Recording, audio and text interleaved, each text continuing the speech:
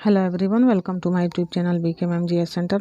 आज की वीडियो में हम लोग जानेंगे सैयद वंश के बारे में, लोदी वंश के बारे में और सल्तनत कालीन शासन व्यवस्था के बारे में हम लोग जानेंगे। सल्तनत कालीन शासन व्यवस्था कैसे थी, आइए हम लोग आगे बढ़ते हैं। सैयद वंश का जो शासन काल था वह 1414 से लेके 1451 ईस्वी तक था। सैयद वंश का संस्थापक जो था वह खिज्र खां था। उसने सुल्तान की उपाधि न धारण कर अपने को रैयत आला की उपाधि से खुश रखा। खिज्र खां जो था वह तैमूर लंग का सेनापति था। भारत से लौटते समय तैमूर लंग ने खिज्र खां को मुल्तान, लाहौर एवं दीपालपुर का शासक नियुक्त किया। खिज्र खां नियमित रूप से तैमूर के पुत्र शाहरुख को कर भेजता था। खिज्र खां की मृत्यु 20 मई 1421 ईस्वी में हो गई। खिज्र खां के पुत्र मुबारक खां ने शाह की उपाधि धारण की। याहिया बिन अहमद सरहिंदी को मुबारक शाह का संरक्षण प्राप्त था। उसकी पुस्तक जो थी उसका नाम था तारीख ए मुबारक शाही। इसमें सैयद वंश के विषय में जानकारी मिलती है।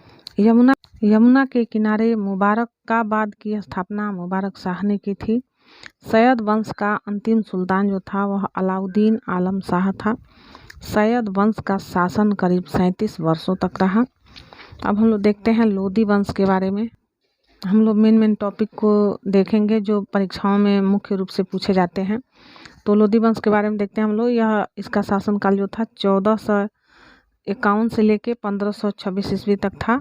लोदी वंश का संस्थापक जो था वह बहलोल लोदी था। वह 19 अप्रैल 1451 को बहलोल शाह गाजी की उपाधि से दिल्ली के सिंहासन पर बैठा। दिल्ली पर प्रथम अफगान राज की स्थापना का श्रेय जो है वह बहलोल लोदी को दिया जाता है। बहलोल लोदी ने बहलोल सिक्के का प्रचलन करवाया। वह अपने सरदारों को मकसद-ए-अली कहकर पुकारता था। वह अपने सरदारों के खड़े रहने पर स्वयं भी खड़ा रहता था। बहलोल लोदी का पुत्र जो था उसका नाम निजाम खां था। 17 जुलाई 1489 ईस्वी में सुल्तान सिकंदर शाह की उपाधि से दिल्ली के सिंहासन पर बैठा था। 1504 ईस्वी में सिकंदर लोदी ने आगरा शहर की स्थापना की। भूमि के लिए मापन के प्रमाणिक पैमाना गजे सिकंदरी का प्रचलन जो था सिकंदर लोदी ने किया। गुलरुखी शीर्षक से फारसी कविताएं लिखने वाला सुल्तान जो था वह सिकंदर लोदी था। सिकंदर लोदी ने आगरा को अपनी नई राजधानी बनाया। इसके आदेश पर संस्कृत के एक आयुर्वेद ग्रंथ का फारसी में फरहंगे सिकंदरी के नाम से अनुवाद हुआ। उसने नगरकोट के ज्वालामुखी मंदिर की मूर्ति को तोड़कर उसके टुकड़ों को कसाईयों को मांस तौलने के लिए दे दिया था। इसने मुसलमानों को ताजिया निकालने और मुसलमान स्त्रियों को पीरों तथा संतों के मजार पर जाने पर प्रतिबंध लगा दिया था। गले की बीमारी के कारण सिकंदर लोदी की मृत्यु 21 नवंबर 1517 ईस्वी को हो गई। इसी दिन इसका पुत्र इब्राहिम जो था इब्राहिम शाह की उपाधि से आगरा के सिंहासन पर बैठा। संभवतया दिल्ली के सुल्तानों में सिकंदर लोदी प्रथम ऐसा सुल्तान था जो हिंदुओं के त्योहारों में, जैसे कि होली का त्यौहार था, इसमें मुख्यतः भाग लेता था। दिल्ली की मोठ मस्जिद जो है सिकंदर लोदी के प्रधानमंत्री वजीर मियाँ भूइया ने 1505 ईस्वी में बनवाई थी। 21 अप्रैल 1526 ईस्वी को पानीपत के प्रथम युद्ध में इब्राहिम लोदी बाबर से हार गया। इस युद्ध में वह मारा गया। बाबर को भारत पर आक्रमण के लिए निमंत्रण जो था पंजाब के शासक दौलत खां लोदी एवं इब्राहिम लोदी के चाचा आलम खां ने दिया था। अब हम लोग देखेंगे सल्तनत कालीन शासन व्यवस्था। केंद्रीय प्रशासन का मुखिया सुल्तान कहलाता था। बलबन एवं अलाउद्दीन के समय अमीर प्रभावीन हो गए, यानी कि उस समय अमीरों का प्रभाव खत्म हो गया था। अमीरों का महत्व चरम उत्कर्ष पर था लोदी वंश के शासनकाल में। नहीं, जब लोदी वंश का शासनकाल था उस समय अमीरों का महत्व बहुत बढ़ गया था। सल्तनत काल में मंत्रिपरिषद को मजलिस ए खलवत कहा जाता था। मजलिस ए खास में मजलिस ए खलवत की बैठक होती थी। बार ए खास, इसमें सुल्तान सभी दरबारियों, खानों, अमीरों, मालिकों और अन्य रईसों को बुलाता था। बार ए आजम, सुल्तान राजकीय कार्यों का अधिकांश भाग पूरा करता था, यानी यह बार-ए-आज़म नाम का यह व्यवस्था था जिसमें राजकीय कार्यों को पूरा किया जाता था। हम लोग देखते हैं उनसे संबंधित मंत्री एवं उससे संबंधित विभाग कौन थे। वजीर, वजीर जो प्रधानमंत्री का पद मतलब के समान, यह राजस्व का विभाग का प्रमुख होता था। मुसाफिर ए मुमालिक, यह महालेखाकार होता था। प्रांतों एवं अन्य विभागों से प्राप्त आय एवं व्यय का लेखा जोखा रखता था। मजूम आदर, यह उधार दिए गए धन का हिसाब रखता था। खजीन जो था यह कोषाध्यक्ष होता था। आरिज ए मुमालिक, यह दीवाने अर्ज तथा सैन्य विभाग का प्रमुख होता था। सद्र उस सुदूर, यह धर्म विभाग एवं दान विभाग का प्रमुख होता था। काजी उल कजात, यह सुल्तान के बाद न्याय का सर्वोच्च अधिकारी होता था। बरीद ए मुमालिक, यह गुप्तचर विभाग का प्रमुख अधिकारी हुआ करता था। वकील ए दर, यह सुल्तान की व्यक्तिगत सेवाओं की देखभाल करता था। दीवान ए खैरात, दान विभाग से संबंधित था। दीवान ए बंदगान, दास विभाग से संबंधित था। दीवान ए इस्तिहाक, यह पेंशन विभाग से संबंधित था। अब कुछ विभाग और उसके बनाने वाले सुल्तान के बारे में हम लोग जानेंगे कि कौन सा सुल्तान कौन सा विभाग का निर्माण किया था। दीवाने ए मुस्तखराज, यह वित्त विभाग था, इसको अलाउद्दीन खिलजी ने बनाया। दीवाने ए कोही, यह कृषि विभाग था, इसको मोहम्मद बिन तुगलक ने बनाया। दीवान ए अर्ज, यह सैन्य विभाग था, इसको बलबन ने बनवाया। दीवान ए बंदगान, यह फिरोज शाह तुगलक ने बनवाया। दीवान ए खैरात, फिरोज शाह तुगलक ने बनवाया। और दीवान ए इस्तिहाक, इसको फिरोज शाह तुगलक ने बनवाया। सल्तनत काल में दीवान ए रियासत धार्मिक मामलों, पवित्र स्थानों तथा योग्य विद्वानों और धर्मपरायण लोगों को वजीफा देता था।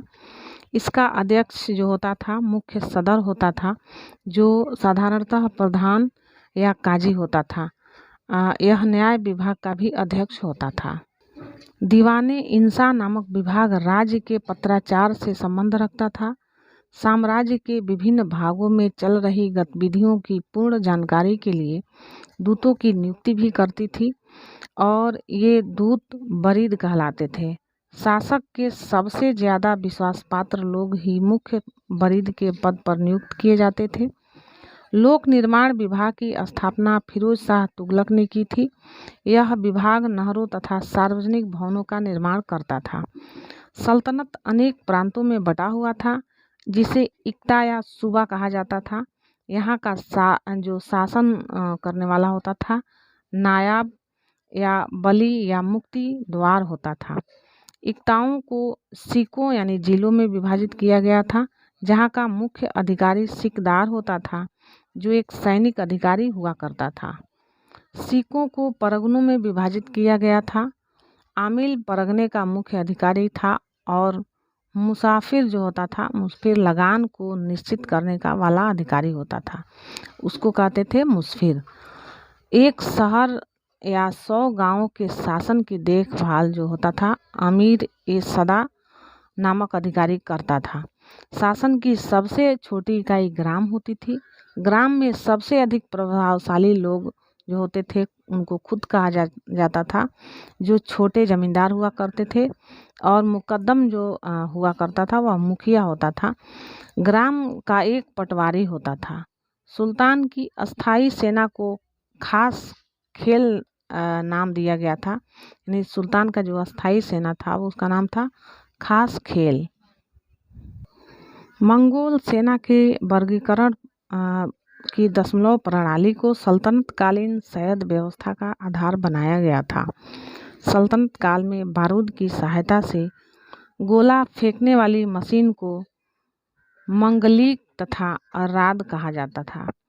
अलाउद्दीन खिलजी ने इक्ता प्रथा को समाप्त कर दिया। इक्ता प्रथा की दोबारा शुरुआत जो किया वह फिरोज शाह तुगलक था। सल्तनत काल में अच्छी नस्ल के घोड़े तुर्की, अरब और रूस से मंगाए जाते थे। हाथी मुख्यतः बंगाल से मंगाए जाते थे। सल्तनत कालीन कानून जो था शरीयत, कुरान एवं हदीस पर आधारित था। मुस्लिम कानून के 4 महत्वपूर्ण स्रोत थे: कुरान, हदीस, इजमा और कयास। सुल्तान सप्ताह में 2 बार दरबार में न्याय करने के लिए उपस्थित होता था। सल्तनत काल में लगान निर्धारित करने की मिश्रित प्रणाली को मुक्ताई कहा गया है। भूमि की नाप जोख करने के बाद क्षेत्रफल के आधार पर लगान का निर्धारण जो होता था वह मसाहत कहलाता था। इसकी शुरुआत अलाउद्दीन ने की थी। पूर्णतः केंद्र के नियंत्रण में रहने वाली खालसा भूमि कहलाती थी। अलाउद्दीन ने दान की गई अधिकांश भूमि को छीनकर खालसा भूमि में परिवर्तित कर दिया। सल्तनत कालीन मुद्रा व्यवस्था चांदी के टंके और तांबे के दिरहम पर आधारित थे। देवल सल्तनत काल में अंतर्राष्ट्रीय बंदरगाह के रूप में प्रसिद्ध था। आज हम लोगों ने सल्तनत कालीन मुख्य बातों को देखा, उसकी शासन व्यवस्था के बारे में देखा, सैयद वंश और लोदी वंश के बारे में जाना। ये मेन पॉइंट्स थे जो विभिन्न परीक्षाओं में पूछे जाते हैं, प्रतियोगी परीक्षाओं में पूछे जाते हैं। वीडियो अच्छा लगता है तो लाइक और कमेंट करिए, हमारे चैनल को सब्सक्राइब करिए। मिलते हैं अगली वीडियो में। विजयनगर साम्राज्य के बारे में संपूर्ण जानकारी इसमें हम लोगों का होगा। उसके बाद बहमनी राज्य के बारे में जानेंगे। मिलते हैं अगली वीडियो में। Thanks for watching this video. जय हिंद, वंदे मातरम।